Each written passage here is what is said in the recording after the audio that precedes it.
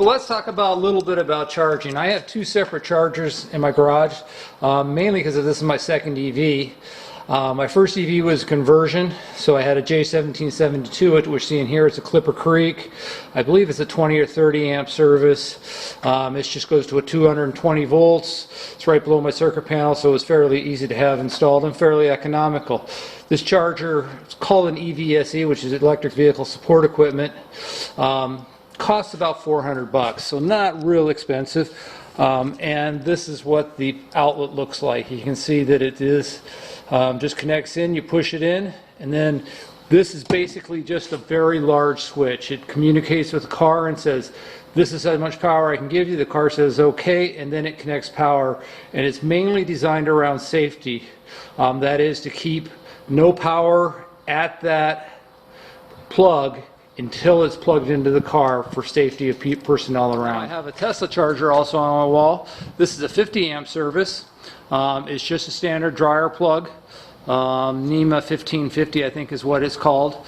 Came with the car. It's fairly small, little compact. It is a different plug than the J1772, and J1772 is kind of a standard throughout the US and for the most part the world, I believe.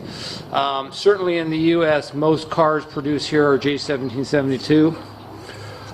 Tesla is a little different.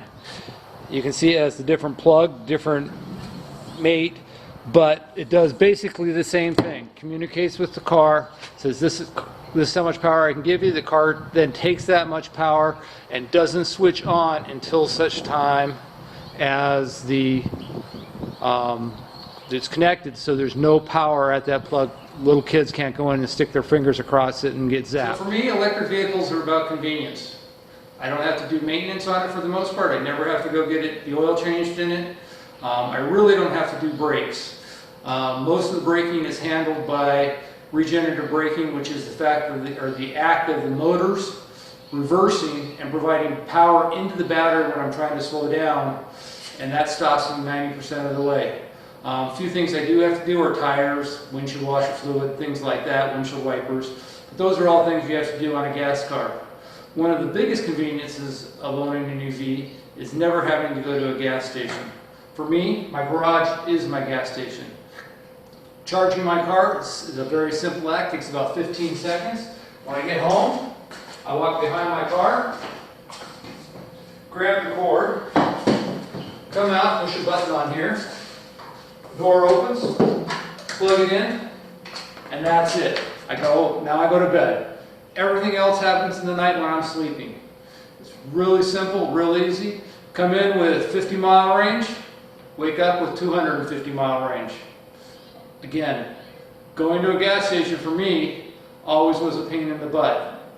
You know, late for a meeting, I'm late and I have to get gas. Need to go somewhere, I have to get gas. It's raining or snowing, I have to get gas.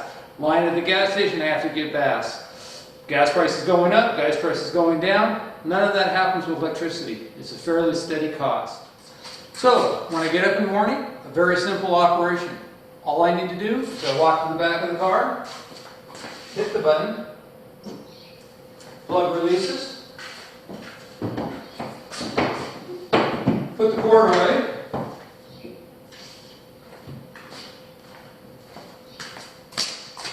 and drive off. I went to bed, 50-mile range. I woke up with 250-mile range, and I am good to go.